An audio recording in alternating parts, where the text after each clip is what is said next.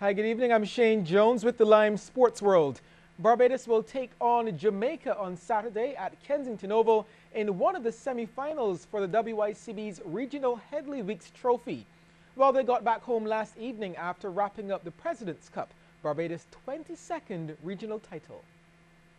The victorious Barbados team returned to a small but warm welcome from friends and family. Captain Craig Brathwaite said he was happy to win on his first assignment.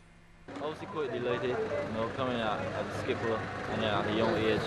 Was looking forward to it, and I mean the guys supported me well, and just keep going from strength to strength from here. The skipper went on to point out why he believed Barbados came out on top. But I thought, as a team, I think the lower order batting did a great job for us. At times the top order didn't do too well, and when the middle order did well. And also the bowling, all the bowlers are doing a good job.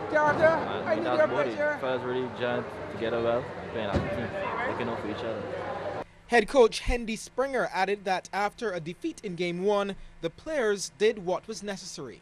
I think going into games with positive mindsets, plus then you had a guy like Kurt Evers who came back and scored a couple of centuries as well.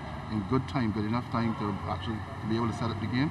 You had Fidel only played one game, but you had a number of contributions. Ben, had Ashley Nurse, you had Craig Brathwaite scored his ladies again and solidifying the position. And it was an all-around team effort. Though some guys came out on top a lot better than others, but I think it was an all-around team effort.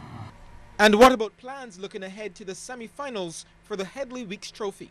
I think the main strategy would be to learn, take lessons from all those games that we would have played, the wins, the losses, the draws, and use them as motivation going into this part of the season. I would think it's a new season altogether, because there's some teams obviously who would have come fourth in the table who actually have an opportunity to win the championship.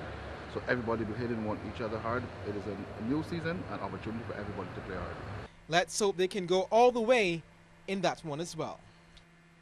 Luke Ronke and Mark Craig have been handed maiden call-ups to the New Zealand Test squad for the upcoming tour of the West Indies. Ronke will be in line to make his Test debut, while Craig, a right-arm off-spinner, has been included to counter the West Indies' top order. The full squad reads Brendan McCullum captain, Corey Anderson, Trent Bolt, Craig, Peter Fulton, Tom Leatham, James Neesham, Ronke, Hamish Rutherford, Sodhi, Tim Southey, Ross Taylor, Neil Wagner, BJ Watlin and Kane Williamson.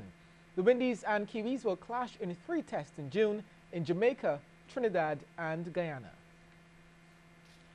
It will be 2 against 2 as far as the Caribbean is concerned when the 2014 Indian Premier League gets going tomorrow. Kyron Pollard and Krishmar Santoki of defending champs Mumbai Indians will be going up against Sunil Narain and Andre Russell of the Kolkata Knight Riders. This season opener will be live on MCTV Sports Max from 10:30 in the morning.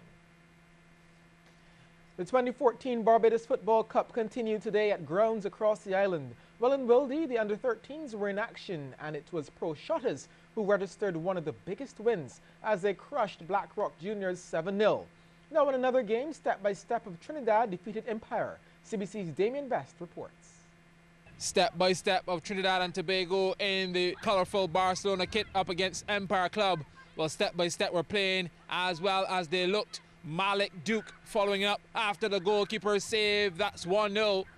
Empire's defence not holding firm, and Duke was making it look so easy. Slots this one past the keeper. 2-0 then before the break, and boy was he happy. In the second half, Empire would get a consolation goal, promising build-up, and without much fuss, beats the goalkeeper. That's the way this one would end. Step by Step, winning 2-1 over Empire. In another encounter, it was Pro Shotters in yellow and blue up against Blackrock Juniors, and Pro Shotters were in a no-nonsense mood from the start.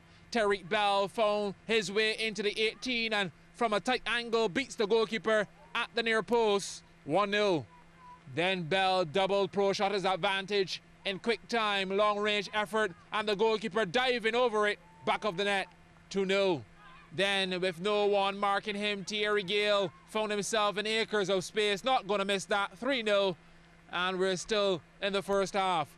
Well, just before the break, Blackrock Juniors got a chance to cut the deficit to 2. Penalty awarded for a handball in the box. However, luck was not with the Blackrock team. Denied by the upright. 3-0 then at the break. In the second half, the floodgates open and Pro Shutters went on a goal spree. Bell pinpoint with the finish, and that's his hat-trick, 4-0. The fifth goal was a rocket from the tallest player on the field, Xavier Ned. The keeper was beaten, all ends up. Let's take another look. Stunning indeed.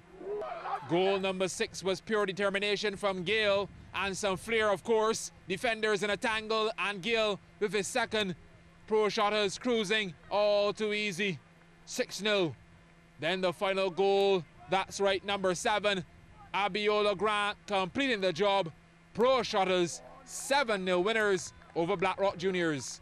Damien Best, CBC Sports.